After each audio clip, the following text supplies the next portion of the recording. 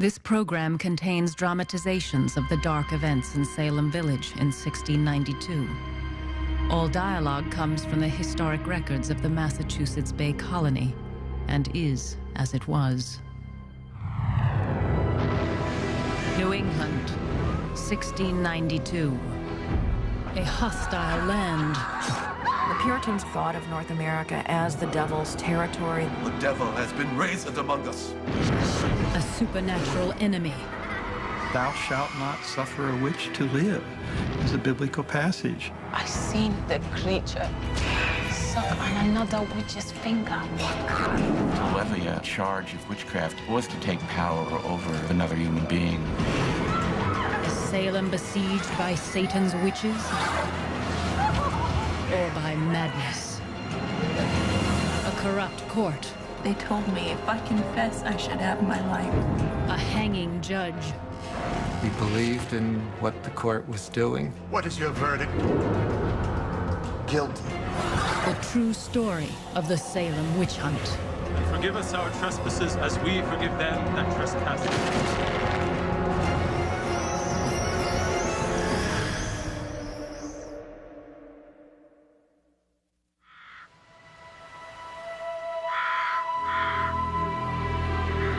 In many ways, for many years, hath the devil been essaying to destroy the kingdom of our Lord Jesus here. But now, there is more than ordinary affliction.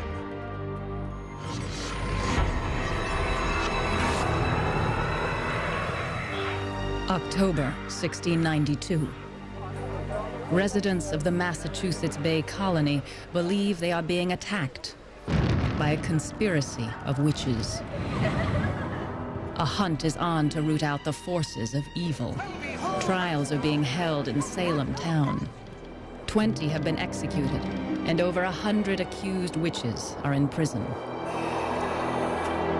The devil has decoyed a fearful knot of malicious creatures to lift themselves in his horrid service. 29-year-old Cotton Mather has been asked by the governor of the colony to write an account of the crisis. The things confessed by witches and the things endured by others will be the subject of this account of our affliction.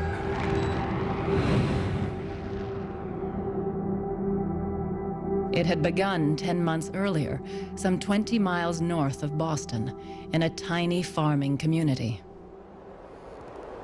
Salem Village is an unhappy place, filled with angry factions who argue over land and money and religion. There is a new church, but also a contractual dispute over the minister's salary. Reverend Samuel Parris, age 39.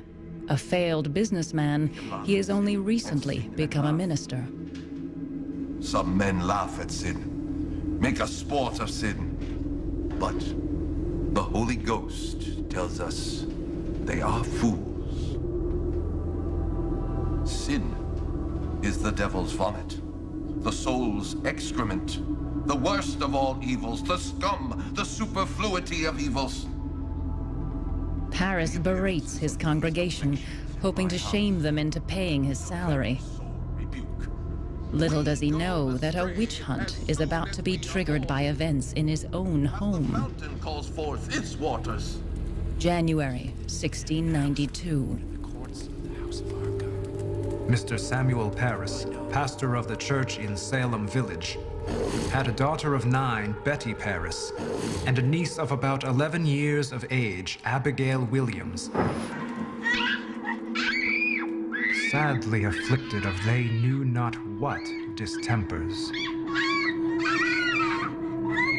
These children were bitten and pinched by invisible agents, their arms, necks, and backs turned this way and that way, so as it was impossible for them to do by themselves. At times they couldn't eat, at times they couldn't sleep or speak, and a doctor was called in. This was the traditional thing one did. But if the doctor couldn't understand what was going on, which was usually the case, the doctor would diagnose witchcraft.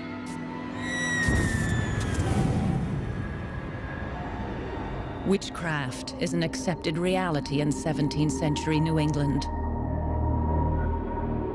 The invisible world, full of malicious specters and malevolent witches, is as real to most Puritans as the rocks and trees. Witches were nasty people who went around cursing and producing damage. If you didn't give me something that I asked for, I might put a curse on your cattle, and 2 weeks later, your prize heifer might die. It was a pervasive belief at the time. It was built into the legal code of the common law. It was a crime as well as a sin. The crime of witchcraft is punishable by death. Cotton Mather had written a highly popular book 3 years earlier about bewitchings, including an account of 4 children named Goodwin, who, Mather said, were being tortured by invisible witches. The Goodwin children accused a woman known as Goody Glover as the person who had bewitched them. Goody Glover was brought to trial. She seems to have been Irish. She claimed to only speak Gaelic. They tried to get her to recite the Lord's Prayer, and Cotton Mather says in his book that no matter how many times they repeated it to her, she could not recite it accurately, and he regarded that as a sign that she was a witch. It was believed that no witch could accurately say the Lord's Prayer. Goody Glover was hanged in Boston on November 16th, 1688, for witchcraft. Witchcraft has its roots in folk magic. Since prehistoric times, there have been people who believe that charms and spells can improve fertility of crops and animals, fight sickness, show the future, or punish enemies. One early pagan god was half human, half goat. Early Christians added the wings of a fallen angel to make this their image of Satan. This cloven-hooved devil needed servants to do his bidding. So he recruited witches, generally women, occasionally men, asking them to sell their eternal soul in exchange for some sexual pleasure or earthly favor.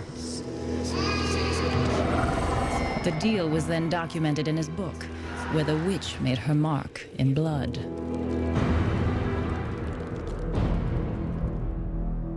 Beginning in the 1490s, European churches and church-controlled governments began an organized campaign to destroy all remnants of paganism. Over the next 150 years, an estimated 50,000 people are burned and hanged. But by the late 1600s, the worst of the European witch hunts are over. The world is entering a new era of secular government and science. It is a time of great change, and not everyone is happy about it, least of all the followers of a highly conservative religious movement, Puritanism. Puritans founded the Massachusetts Bay Colony in 1628. They called it their shining city on a hill, a frontier settlement run on strict religious principles. Puritanism was a religious movement that had arisen in England in the early 17th century, and the idea was to purify the English church of the sort of final remnants of Catholicism. Purification required a very strict interpretation of the Bible. The Bible, which was so crucial to Puritan thinking, is very clear on the issue of witchcraft. "Thou shalt not suffer a witch to live" is a biblical passage. Witches, it is believed, can send an invisible shape or specter to torment someone without being seen.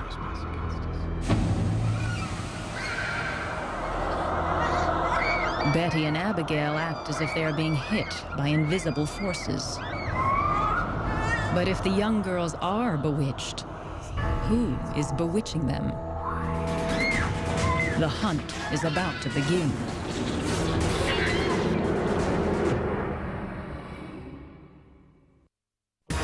Time machine. You are watching Witch Hunt on the History Channel.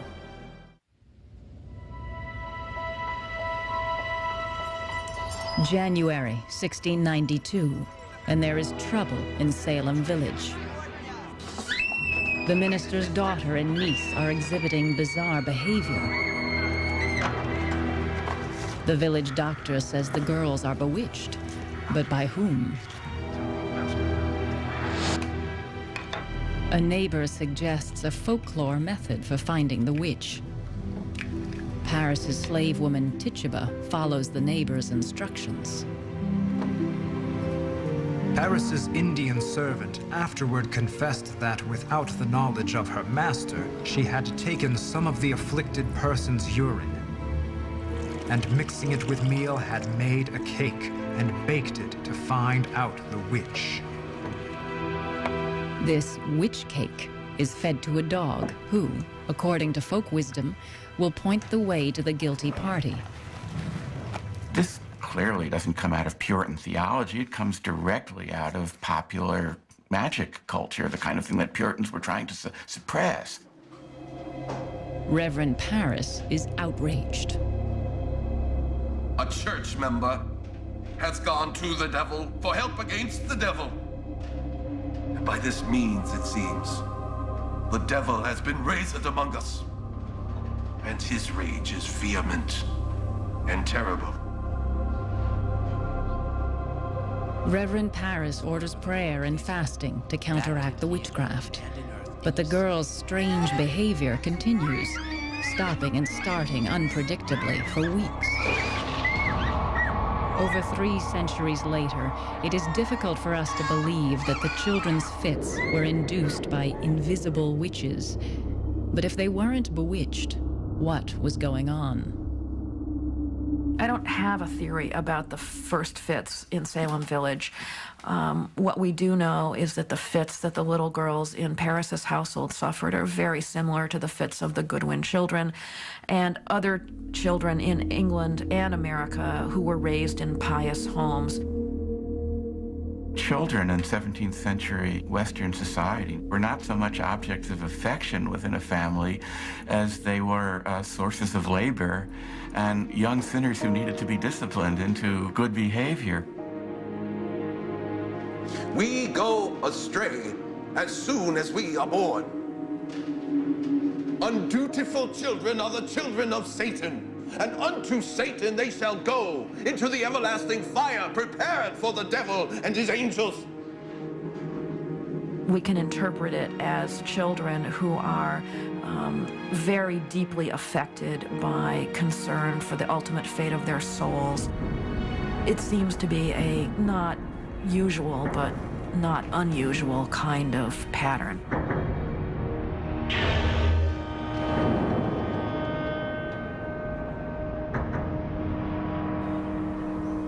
But not all agree with this explanation. There are some who believe the girls' fits were triggered by poison. There's a theory that poisoning as it occurred in Salem was basically due to contaminated rye that led to hallucinogenic effects and all sorts of physical symptoms. Ergot is a type of fungus that grows on rye.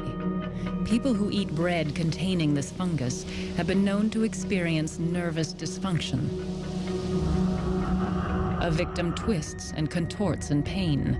In some cases, this is accompanied by hallucinations. In fact, LSD is derived from ergot fungus. But the ergot poisoning theory has been refuted by scientists and others. Some of them should have died from it, and the fact that 1 minute they're perfectly well-behaved or at least perfectly normal in their physical appearance and asymptomatic, and the next moment they're having their fits or whatever, are inconsistent with the symptoms of convulsive ergotism. The afflicted in Salem throw their fits in unison at convenient times, such as when people come by to see them. This fact has led many to believe that the girls were simply faking it.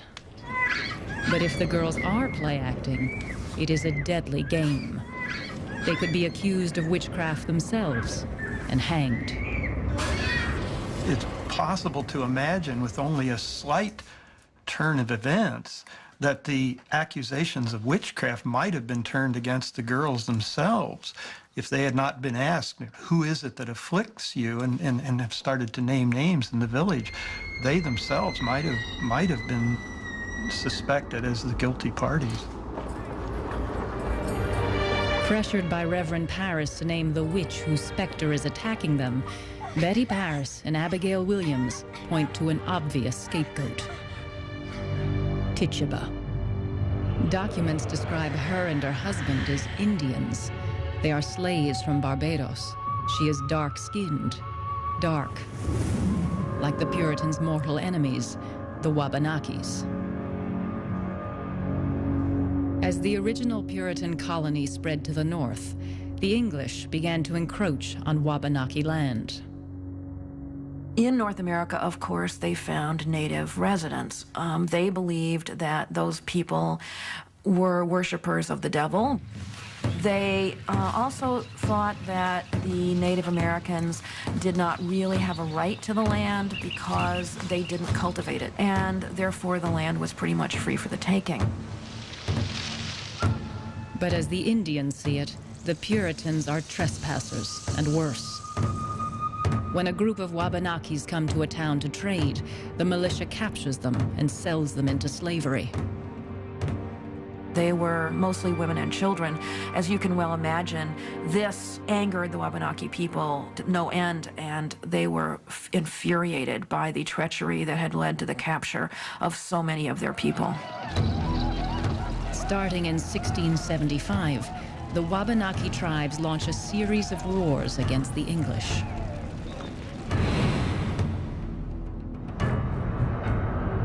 "16 years before the Salem witch hunt on the main frontier. Good night, Mercy. Good night. This little girl, Mercy Lewis, will play a central role in the Salem witch trials. At the age of 3, she is living in the town of Falmouth, Maine.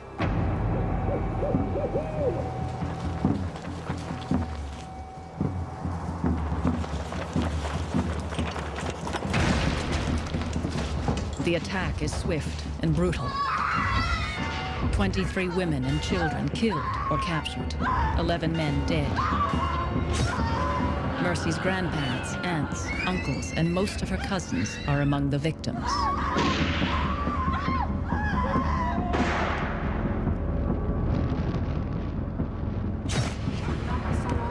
Years after surviving that Indian massacre in Maine, Mercy Lewis is 18 years old and living as a servant in Salem Village. Some at our house were fighting for their lives. One who did was running and was shot. He begged of them his life. They knocked him on the head and split open his bowels.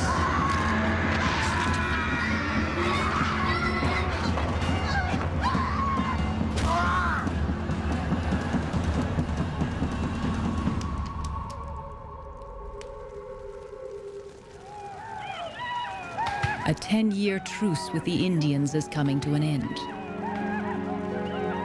News is grim.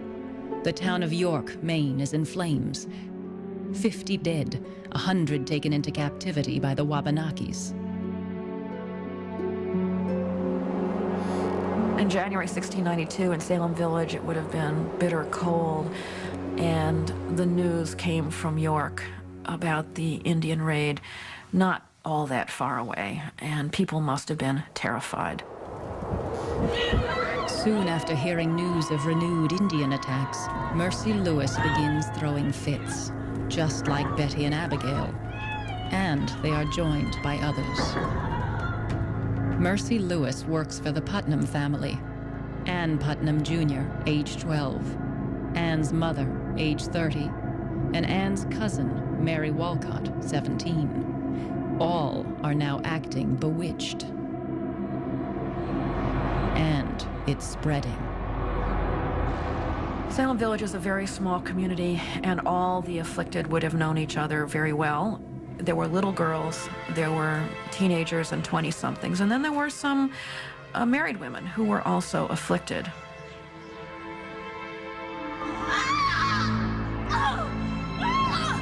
Asked who is bewitching them, several of the newly afflicted also accuse the minister's dark-skinned slave, Tituba.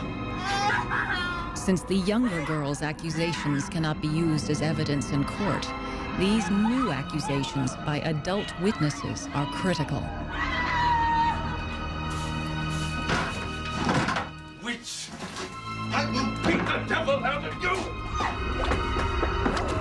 Now, legal action can be taken against Tituba. A terrible machinery has been set in motion. It will take 20 people to their graves. Easy payments. Quiet comfort headphones. Hear the difference Bose technology makes. You are watching Witch Hunt on the History Channel. March, Salem Village. 7 girls and women possessed by horrifying fits. They claim to be bewitched, and it is Reverend Parris's Indian slave, Tituba, who is invisibly attacking them. Formal complaints are filed, transforming wild accusations into a legal procedure, one that unfolded in a building much like this one over 310 years ago. In Salem Village in early March of 1692, the fields were frozen, nobody was outside working, and the place must have been jammed. 2 magistrates from nearby Salem town, John Hathorne and Jonathan Corwin, come to Salem Village to conduct a preliminary examination to see if a trial is warranted. The accusers have been asked to point out the witch who torments them. What happens next is recorded for history in official transcripts. Tituba, what evil spirit have you familiarity with? None. Why do you hurt these poor children? What harm have they done unto you? They do no harm to me. I no hurt them at all. Why have you done it? I have done nothing. I can't tell when the devil works. No. What? Hath the devil told you he hurts you? She has seen the devil? No. He tells me nothing. Hathorne was an experienced magistrate, and he had obviously examined many accused people before. His purpose was to elicit a confession from her. It was crucial to get confessions. To get a conviction in a capital case at this time, you had to have 2 witnesses to the actual act. And so, therefore, the easiest way to get a conviction was to get a confession. What is it you converse with all? The devil, for aught I know. What appearance? Or how does he appear when he hurts them? With what shape? Or what is he like when he hurts them? She's a person who has lived the life of being a slave. She's been hit before, and maybe it dawns on her that she'll get hit worse. And so she tells the stories that she tells. Yesterday, I being in the lean-to chamber, I saw a thing, like a man, that told me to serve him. And I told him no, I would not do such a thing. The devil used to be a witch. What clothes does he appear to you in? Black clothes sometimes. He's a tall man with dark hair, I think. What other likenesses besides a man doth he appear to you? Sometimes like a hog. Sometimes like a great black dog. A black dog? What did she say? Tituba's lurid imagery seems to cast a spell on the afflicted girls. Sometimes like a hog, sometimes like a great black dog.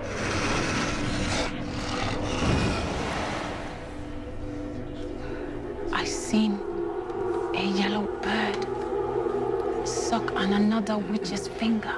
I seen a yellow bird suck on another witch's finger.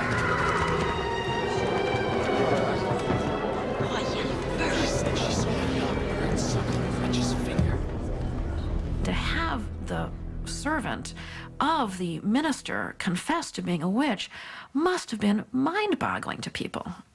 What is really significant, though, from a legal point of view, is that Tituba has offered a confession. And that is the thing that matters the most. They have their confession.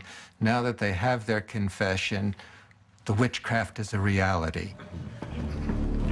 Tituba does more than just confess. She offers up the names of her fellow witches.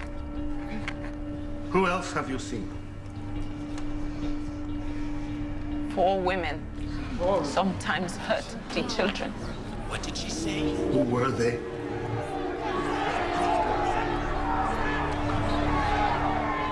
Goody Osborne.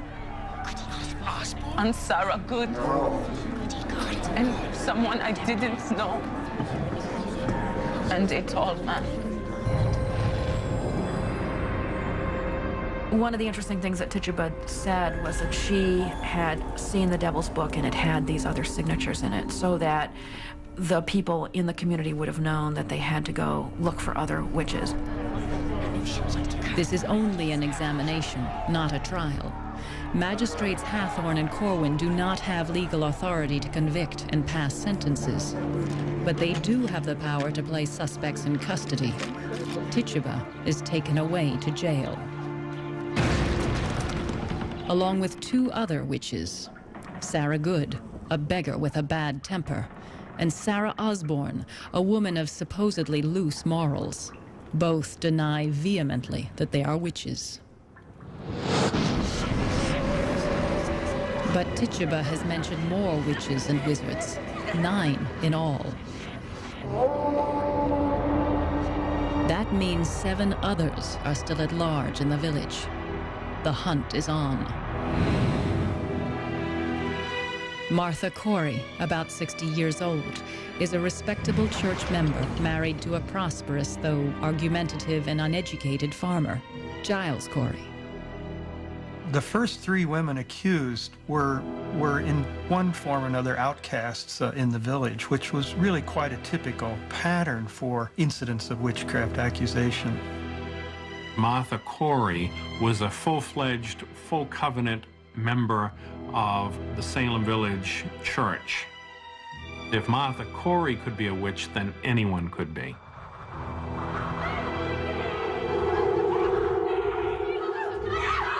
Ann Putnam Jr. and Mercy Lewis claim that Martha Corey's specter torments them.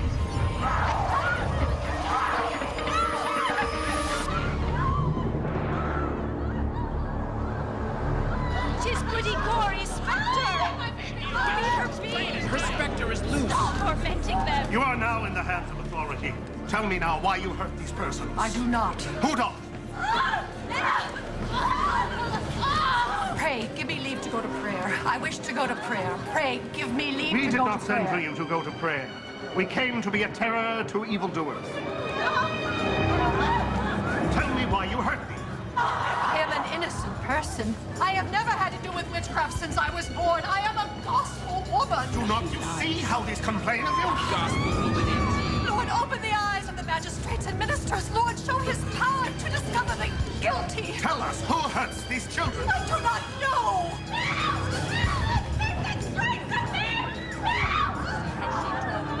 In his examinations, Hathorne relies on what is called spectral evidence. A statement by a witness that she sees the specter of a witch do strange things.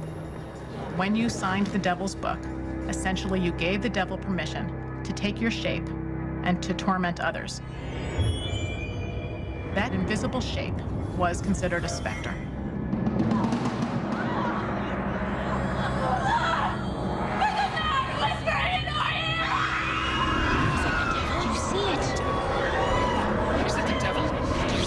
Say to you? We must not believe what all these distracted children say. Cannot you tell what that man whispered? I saw nobody. But did you not hear? No. If you expect God's mercy, you must look for it in God's way, by confession. Do you not see how these afflicted to charge you? Stop biting her lips. I order you to stop biting your lip. Look what you do to these girls. What harm is there in it? I can't unclench my hand. Stop biting her.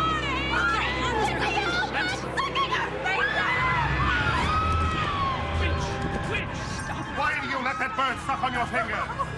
Lord have mercy. Tell me why you hurt these children or who don't. But I have no hand in it. But if you will all go ahead me now, how can I help it? The more she objects, the more entangled she becomes.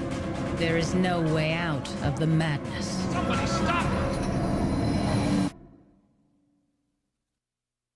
The Aztecs engineer their empire with the help of human sacrifice tonight. Because that's what being a civilized person is. You are watching Witch Hunt on the History Channel. Since the powers of darkness are turned upon us, 'tis a dark time. Yea, a black night indeed. Now the tie dogs of the pit are abroad among us. Must the very devils be sent out of their own place to be our troublers? Salem Village, April 1692. Madness is in the air. Anything odd is seen as a sign of witchcraft. Wild stories are accepted as legal evidence, and everyone is a possible witch. The floodgates opened in April and May so that more and more people were accused, people not just from Salem Village, but from Salem Town and the surrounding communities. It just festered very quickly, and you get a real sense that it suddenly became a panic. By the end of April, there are 6 more accused witches, bringing the total held in jail to 10. Salem was a primary jail, but it was really supposed to only operate for awaiting people to go to trial and not being a place where you put them for months at a time. The wooden jail is a deep freeze in winter and an oven in summer. Hygiene was basically some kind of a pot by one of the walls, and if you've got a lot of people and you don't change the pot on a regular basis, I think it was very, very difficult for them. If a person is a witch, it is often assumed that her family might be as well. One of the first to be accused, Sarah Good, is jailed with her 4-year-old daughter, Dorcas. After 8 months in these conditions, the little girl will go insane. Anyone accused of witchcraft is guilty until proven innocent. No one has been convicted yet, but their lives are already ruined. To levy a charge of witchcraft was, in fact, to take power over the life and reputation of another human being in the village. Accused witches are interrogated while being held prisoner. They are stripped so that investigators can look for telltale marks called witches' teats.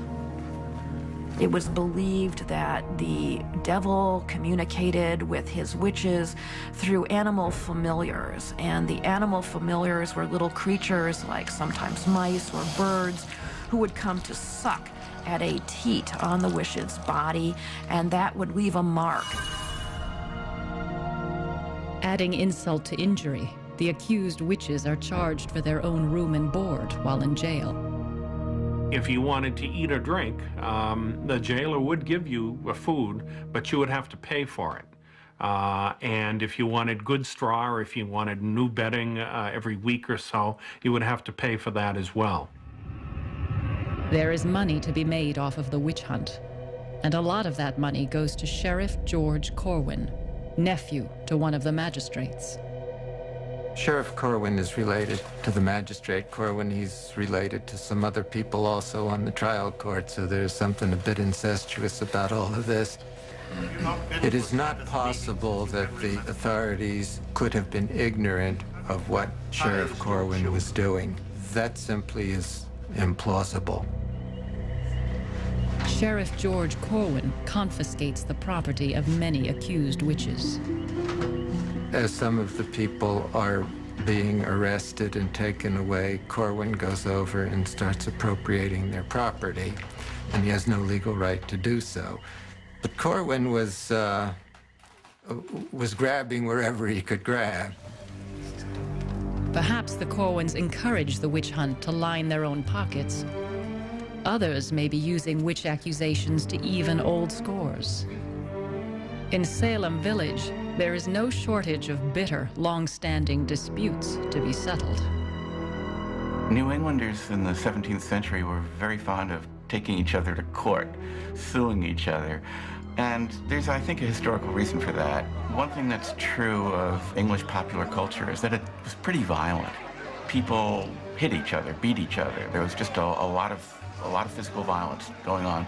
And one of the things the Puritans tried to purge in their model community was that physical violence. And so instead of hitting people, the Puritans encouraged people to sue each other. In Salem Village, one name appears as plaintiff in many of the lawsuits: Putnam. Thomas Putnam Jr., aged 40. Thomas and his wife Anne are devoted churchgoers and ardent supporters of the minister, Samuel Parris. Samuel Parris had important opponents in Salem Village. He also had powerful supporters. The most powerful group of his supporters was a clan, a large clan that came close to dominating Salem Village politics for many years, named the Putnams. Thomas and most of the other Putnams support the idea of Salem Village having its own church. Many others would rather walk 5 miles to the church in Salem town rather than pay double the taxes to have one nearby. For years, this issue has divided Salem Village into 2 angry factions. There's a clear continuity between all the old factional lines and the pattern of outbreak of witchcraft accusations in 1692. It's striking correlation. Thomas Putnam and the women in his family, his daughter, wife, niece, and the servant, Mercy Lewis, are behind 181 accusations of witchcraft. Thomas's brother, Edward, participates in 13 cases. Brother-in-law Jonathan Walcott in an additional 7 witch hunts. People who have done the Putnam clan wrong are dragged in on charges of witchcraft, like George Burroughs. Reverend George Burroughs, aged 42, a Harvard graduate, witty, married 3 times. He had held Samuel Parris's job as minister of Salem Village 10 years prior, from 1680 to 1683. The period of the ministry of George Burroughs in the village was a very contentious one. The villagers began to withhold his salary, which was their standard tactic when they started to feud with their ministers. And that meant that Burroughs could not repay his own debts. Burroughs had borrowed money from a Putnam. When he couldn't repay it, Burroughs was arrested. But he successfully argued in court that he couldn't repay debts until the town paid his salary. Though the debt is finally repaid, the Putnams never forget their humiliation in court. By the time of the witch hunt in 1692, Burroughs is working as a preacher in the remote frontier settlements of Maine. He has survived the brutal Indian attacks that had killed many of Mercy Lewis's relatives, but he will not survive the vengeful Putnams of Salem Village. On the evening of April 20th, 1692, Ann Putnam Jr. says that the invisible specter of George Burroughs comes and speaks to her. She declared that Burroughs confessed to her that not only was he the leader of the witches, not only had he killed his first two wives, but he had also killed the wife and daughter of his predecessor, and most importantly of all, he had bewitched the soldiers who were fighting the Indians on the Maine frontier.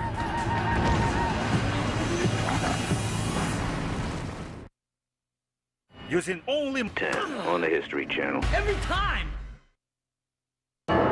You are watching Witch Hunt on the History Channel.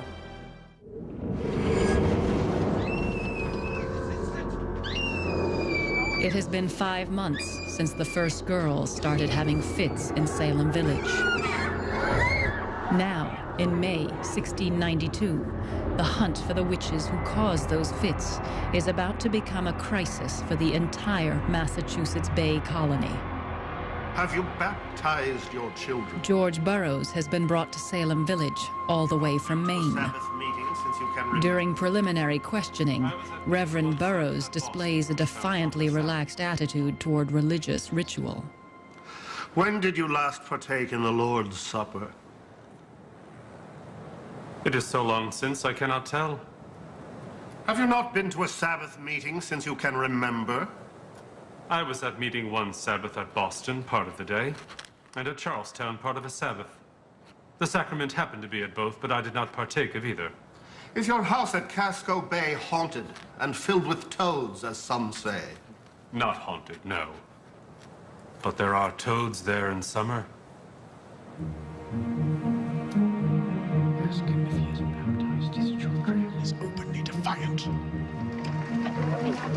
The arrest of George Burroughs captures the attention of the entire Massachusetts Bay Colony. Cotton Mather and other clergy are especially concerned. They already know about this renegade minister, George Burroughs. He has never been formally ordained by the Puritan Church.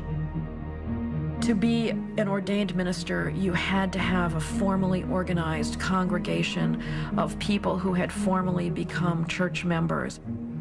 Burroughs never successfully had an organized congregation. To Cotton Mather, Burroughs represents all that is wrong in a colony that is drifting away from its original religious purpose. Many of the settlers in Falmouth, Maine, lived themselves too like unto the heathen, without any instituted worship. The magistrates have the legal power to examine Burroughs, but not convict or hang him. The local jails are now crowded with accused witches awaiting trial. On May 27th, the governor orders a special court to convene in Salem town. There is a jury of men from around the county and a panel of distinguished judges. None of the judges had any particular legal training. They were merchants and other leaders of the colony. The Chief Justice, William Stoughton, is also Lieutenant Governor of the colony. He is known to be a rigid and dogmatic Puritan. This special court would have differed from courts today in that the defendant had no right to an attorney. There was no defense attorney in 17th century English law. The accused witch must defend herself, a difficult task when dealing with spectral evidence. The first case heard by the official court is that of Bridget Bishop. About 50 years old, she was also tried for witchcraft 12 years earlier and found innocent. But this time, the rules seem to be different. It was the devil. One of the witnesses against Bridget Bishop was a 32-year-old man named John Lauder, who claimed that some years before, Bridget Bishop had crept into his room at night. About the dead of night, I felt a great weight upon my breast, and awakening looked, and it being bright moonlight, did plainly see said Bridget Bishop, or her likeness, sitting upon my stomach. What did he say? She appeared in the death.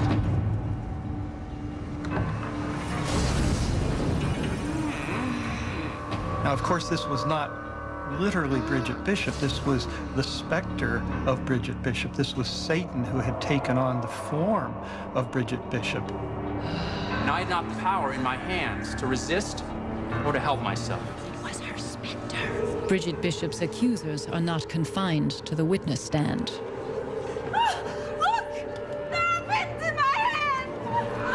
People saying that Bridget Bishop is tormenting them disrupt the trial.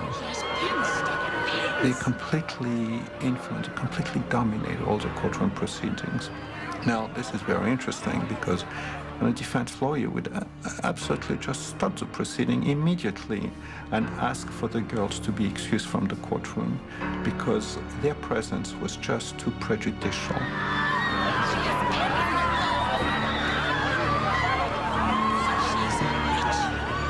But in 1692, there is no defense attorney to object. Their afflictions are needed as evidence in order to hang the witches. Either someone stuck a pin in her, or she stuck it in herself. Okay? I can't think of any other alternative. So, I suspect fraud here. The pin is fraud, but that doesn't mean that you have to throw out the rest as being completely fraud. In psychiatry, if people do something wrong without having the intention, this is not really fraud. Modern psychologists know there are cases of unintentional fraud, bizarre and dishonest behavior beyond anyone's control. At that time, it was thought of witchcraft. Now, in the 20th century, it's called a mass psychogenic disorder. Different labels, same behavior. Caught in a wave of mass hypochondria, the afflicted of Salem begin to mimic the symptoms they see in each other. Those girls were carried away, and there was this one-upsmanship again among themselves, so their affliction spread, and everybody wanted to be in the limelight. What is your verdict? We, the jury, find the defendant guilty. Guilty. They say she's guilty. She's a witch. She's a witch. On June 2nd, 1692, Judge William Stoughton issues the trial's first death sentence. Found guilty of the felonies in witchcrafts whereof she stood indicted, and sentence of death accordingly passed against her as the law directs. Their Majesties William and Mary, now King and Queen, command you that upon this Friday, being the 10th day of this instant month of June, you safely conduct the said Bridget Bishop from their Majesties' jail in Salem to the place of execution, and there cause her to be hanged by the neck until she be dead. No.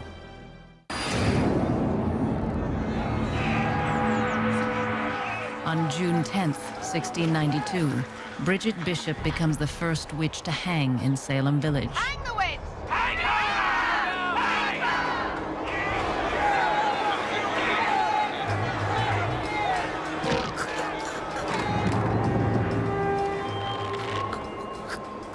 The person was turned off the ladder, and by swinging free, your neck was not broken. Instead, you slowly strangled to death, depending upon your weight.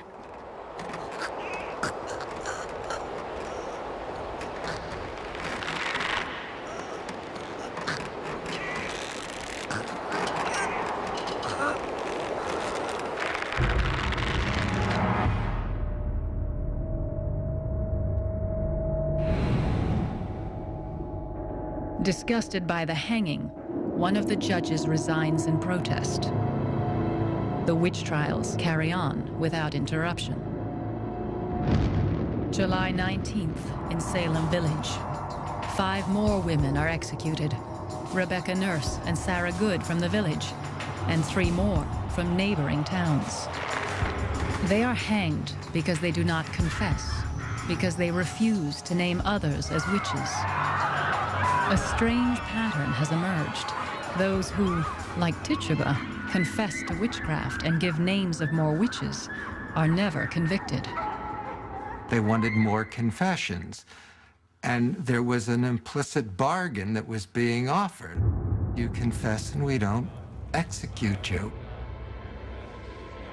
But not everybody is willing to accept that plea bargain.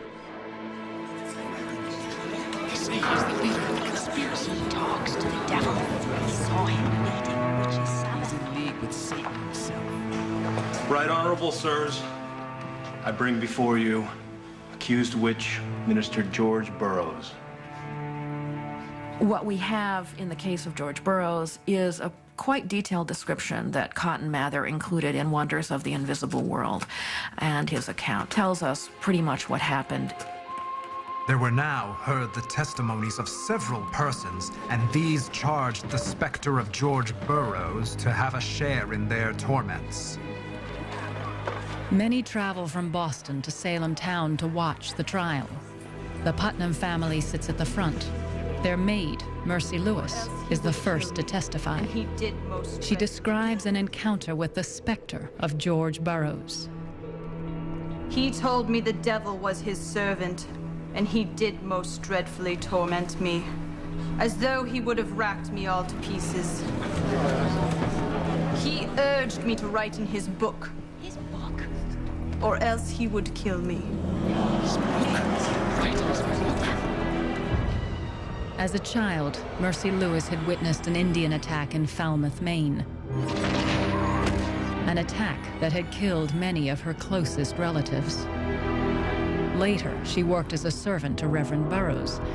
He was described as having dark skin, and some wondered how he had escaped not one, but several Indian raids unscathed. Abigail Williams calls him the Little Black Minister. Black, like an Indian.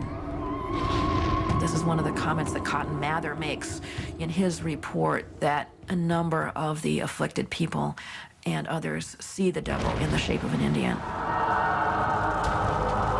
The prodigious war made by the spirits of the invisible world upon the people of New England in the year 1692 might have some of its origins among the Indians, whose chief sagamores are well known to have conversed with demons.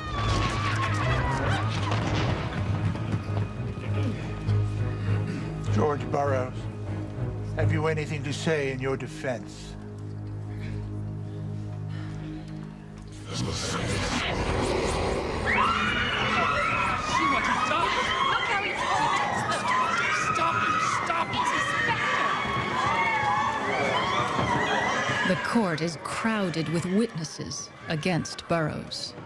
George Burroughs was accused by 8 of the confessed witches as being the head actor at some of their hellish rendezvous, and one who had the promise of being a king in Satan's kingdom. When one thinks of the status of a minister in Puritan culture, to identify a minister as, in fact, the leader of a demonic conspiracy, it must have been just a horrendous thought for the people of the day. It was totally shocking to Cotton Mather. It was almost beyond belief. Burroughs proclaims his innocence. He even goes a step further. He dares to challenge the very existence of evil specters. I maintain that there neither are nor ever were witches, that having made a compact with the devil can send a devil to torment other people at a distance. Why could he stand there and say there are specters? Burroughs' open defiance of Puritan theology is blasphemous. We, the jury, find the defendant guilty. Guilty? Guilty. Hang him! August 19th, the day of George Burroughs' execution. Minister Cotton Mather makes the long trek from Boston to witness the hanging.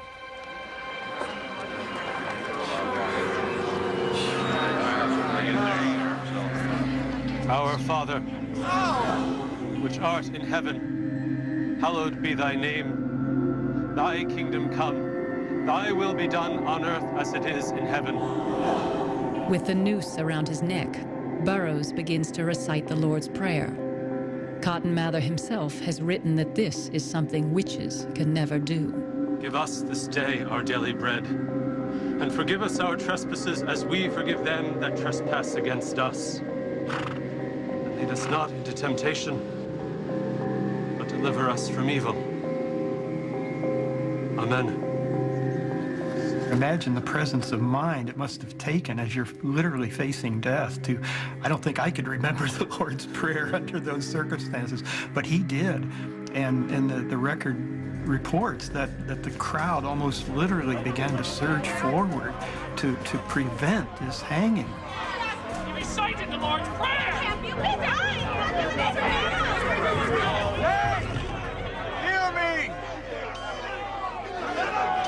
Remember, George Burroughs is no ordained minister. The devil has often transformed himself to an angel of light. Cotton Mather, who had come out from Boston to observe the event, quieted the crowd, assured them that this man was guilty as charged. The hanging was a just act, and only in that way did the proceedings go on.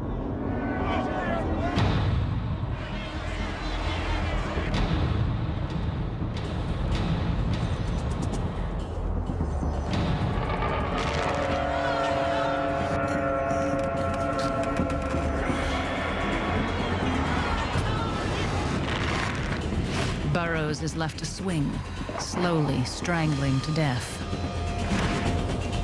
Cotton Mather's public endorsement of Burroughs' hanging will have deadly consequences.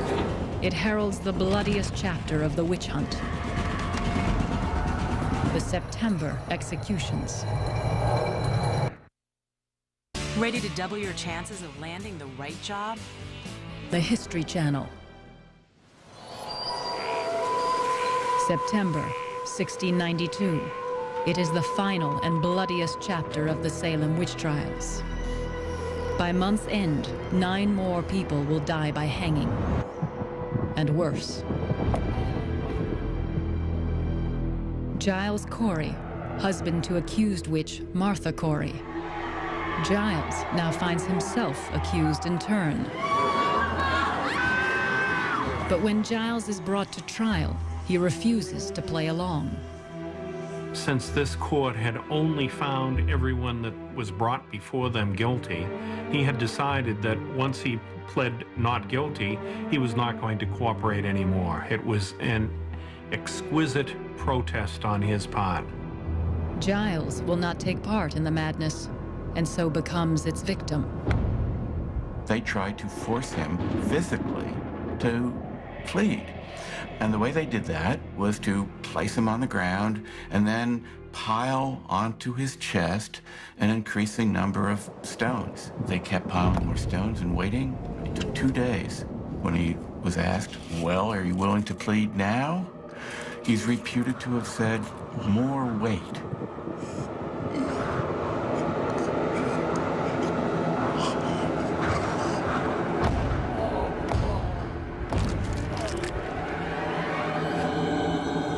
Finally, he died. A terrible ending. But they never convicted him of witchcraft. Giles Corey's wife, Martha Corey, also refuses to confess to witchcraft. She is hanged 3 days later, on September 22nd, 1692, along with 7 others who refused to confess to a crime they did not commit, or to accuse their neighbors in order to save themselves. They are martyrs, part of a growing trend of resistance to the witch hunt. There were people all along who had been waiting for a moment where they could step in the openly and credibly demand that the trials be stopped. And those people had to bide their time, because if they acted prematurely, they could be subject to accusation and death themselves. But I think that by mid-September, it had really reached the point where they realized it's now or never. As more and more people began to raise questions about the court, the debate became louder and louder in Boston in particular. Wealthy Boston merchant Thomas Brattle is one of those who begin to openly criticize the judge's methods. With respect to such as confess themselves to be witches, I cannot but tell you they do often contradict themselves. Even the judges themselves have caught them in flat lies. But the judges then vindicate these confessors and say the devil takes their memory. Some confessors who have named others as witches in exchange for their own lives begin to have second thoughts. 17-year-old confessed witch Margaret Jacobs. Her accusations help hang Minister George Burroughs and her own grandfather, 80-year-old George Jacobs. The day after her grandfather is executed, Margaret Jacobs dictates a letter to the judges. What I said was altogether false against my grandfather and Mr. Burroughs. They told me if I would not confess, I should be put down into the dungeon and would be hanged. But if I confess, I should have my life. She really felt responsibility for that, and she thought she would rather die than continue to play this game of pretending, as the others were doing. And Margaret Jacobs is not the only one recanting her confession. Soon, the judges have no choice. They begin to try even those who have cooperated. Not surprisingly, people stop confessing. The wild accusations come to an abrupt halt. Cotton Mather's own father, Reverend Increase Mather, writes a powerful plea to the court. The whole thrust of the document was to issue warnings about the dangers of improper accusations. And they sum it up in the phrase, it were better that 10 accused witches should be spared than that one innocent person should die. At the end of October, the governor dissolved the court. When the trials resumed in regular courts, spectral evidence was no longer allowed. But they did have to have more trials. There were still a lot of people in jail. Those people could not simply be freed. They had to be brought through a judicial process. And in fact, 3 more people were convicted, but the governor reprieved all of them. When Judge Stoughton, who had presided over the Salem witch trials, hears that the governor has reprieved the last 3 witches, he rages. Thereby the kingdom of Satan is advanced, and the Lord have mercy on this country. William Stoughton was a true believer. He believed in what the court was doing. He believed in what he was doing. That's who he was. It takes another 3 months before the 49 remaining accused witches are released. 3 have already died in jail while awaiting their freedom. Margaret Jacobs' release is delayed because she doesn't have money for her jail fee. Tituba had been the first person accused. A year after her arrest, she is released to a new master because Reverend Samuel Parris refuses to pay her jail expenses. 1697. One of the judges, Samuel Sewell, asks for the public's pardon in their prayers, that God will prevent his past sins from further damaging the country. 1703. The General Court of the Massachusetts Bay Colony throws out most of the evidence used in the witch trials. 1706. At the age of 24, Ann Putnam Jr. makes a formal apology to her church and to the families of those she helped execute. I did it not out of anger, malice, or ill will to any person, but what I did was done ignorantly, being deluded by Satan. 1711. The colony begins the process of paying some monetary compensation to families of the accused. But Sheriff George Corwin never returns the property he confiscated illegally. Hathorne continues to live in Salem until his death on the 10th of May, 1717, age 76 years. He never apologizes. After 1692, there are no more prosecutions for witchcraft. People didn't stop believing in witches overnight, but the legal system stopped dealing with accusations of witchcraft. The legal system was simply not willing to engage with the folk belief of individuals that their neighbors were witches any longer. It was too devastating, I think, psychologically. There were too many people who had died.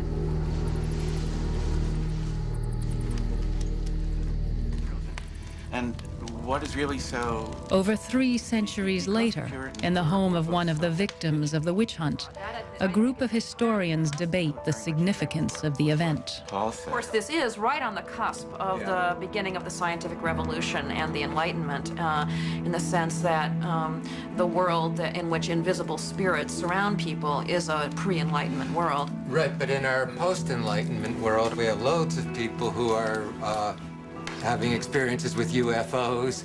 So I think this theory of progress, it just isn't linear. There is such an assumption that we would know better now. Such an assumption that somehow, if only we had been there, that we would have stopped it immediately. We would have seen through it. And we would have known there were no specters. We would have known there were, and we would have told them how to handle it, and it would have worked. And yet it seems very clear that at the time, people of intelligence and goodwill were actually taken in. And clearly this was a very scary and difficult to interpret and very difficult to dismiss set of events. If we could push this one step further and look at the present. In the aftermath of the witch hunt, Cotton Mather regretted that innocent lives might have been taken. But who was to blame? Was it Satan? Or was it the Puritans themselves? Did we not, between the sufferers on the one hand and the suspected on the other, carry things to such extremes of passion that the devil did bless himself to find such a convenient home among us? It may be that the anger which we have had against one another has had more than a little influence on bringing the devil to us.